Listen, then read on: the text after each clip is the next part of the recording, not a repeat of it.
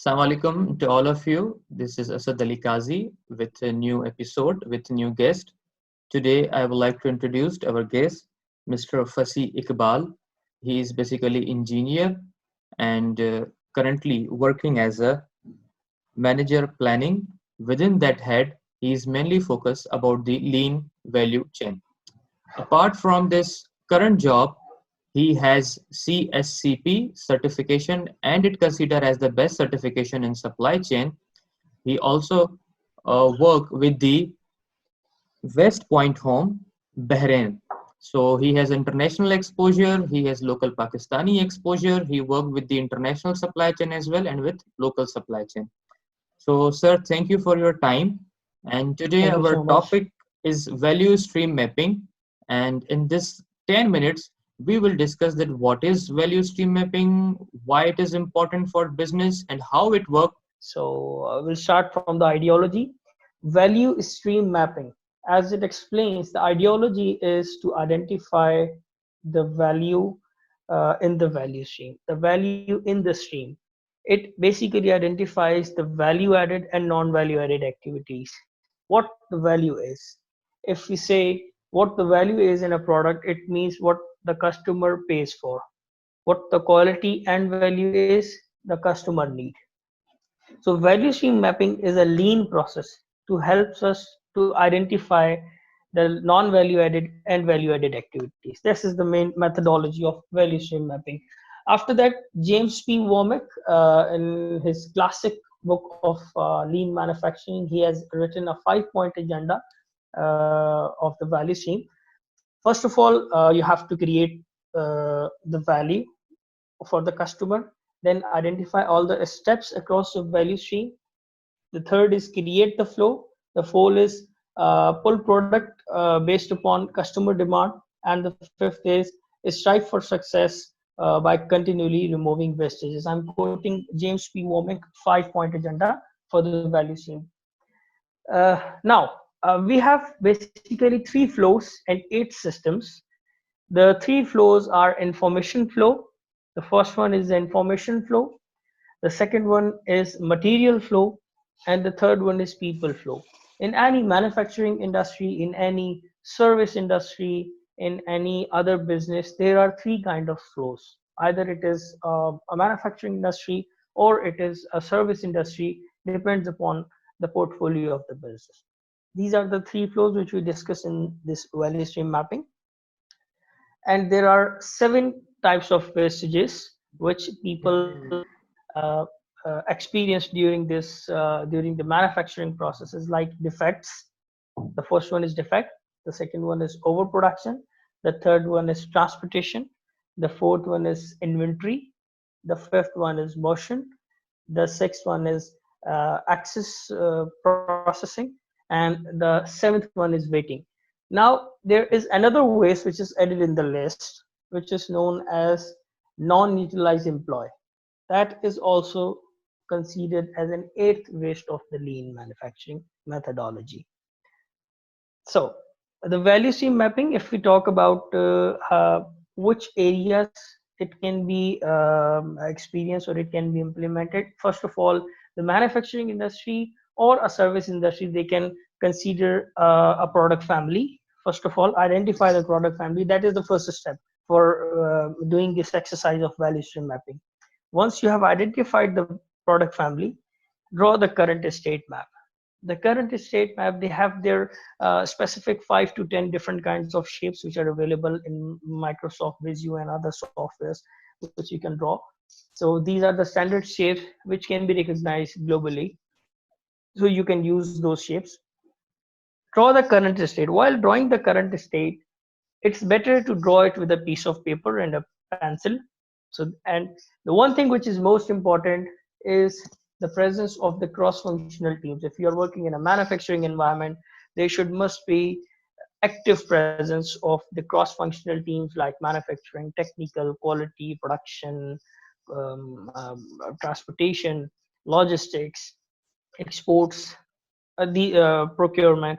These teams should must be there so that they can map the current process. What they have to map? Information flow.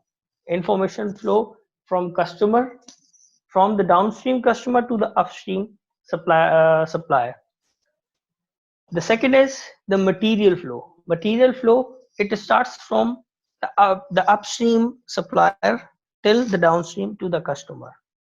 The information flow is backward and material flow is forward. Always supplier send the material and it goes backward. So draw the complete process. It shows complete information flow, how it flows, either manual, either electronic, either some emails, electronic data, EDIs, anything. Draw it in a piece of paper. Draw the complete how the customer demand is transmitted to the suppliers, to the internal teams. Once you have drawn the current state, you have drawn the process flow of information, you have drawn the complete step of material flow, how the material flows from supplier till the end customer, how people move within those processes.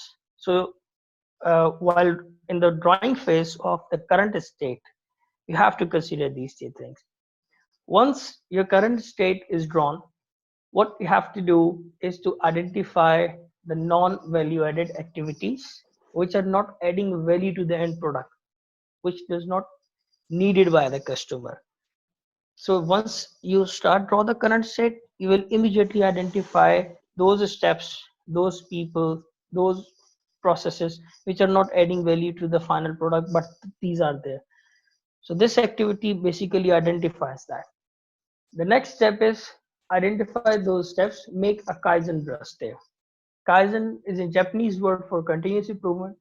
Once you make the Kaizen brush, okay, list down those Kaizens in a list and join them with the monetary benefit.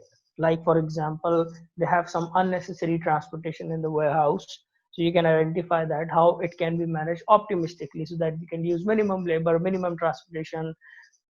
That will impact to the cost, I'm sure. Cost, time, everything. So if you have the current process in front of you, you have the lead time from start till end, you have the current inventory, you have the current peoples which are engaging on this process. So note these all things: materials, time, lead time, people needed, time needed from start till end. This will help you to identify the non-value added time, non-value added processes, non-value added steps. Gauge those steps, and once you will make the Kaizen team, they will identify how those steps can be eliminated or can be reduced. So how to prioritize? Now the question is how to prioritize these Kaizens. First of all, prioritize these Kaizen based on the business need. What is the current business need? What is the current portfolio of the business? Either you are make to order industry, either you are engineer to order industry, either you are make to stock industry. It depends.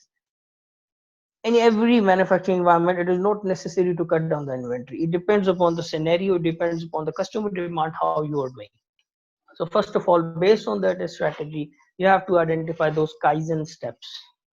Once Kaizen steps are identified, join them with the monetary benefit and prioritize which has the greater impact on the process, either time, in terms of time, in terms of money, in terms of people, in terms of innovation.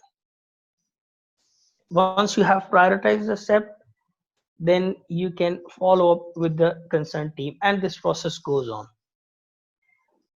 So that's why the presence of cross-functional team, marketing teams, operational teams, logistics team, that is very important, so that they can identify how this process can be optimized in the best way, so that we can be more agile, we can be more proactive towards the customer demand. So their future state should have less processes, reduced lead times, reduced wastages, reduced processes, and more automation, more value. So that's the concept of the future state, and it's going on process. You can just improve it day by day. So those it can be implemented in manufacturing industry, it can be implemented in service industry like hospitals, banks. Thank you. Yeah, I would love to. Thank you so much, Asad, for your time and taking me on board.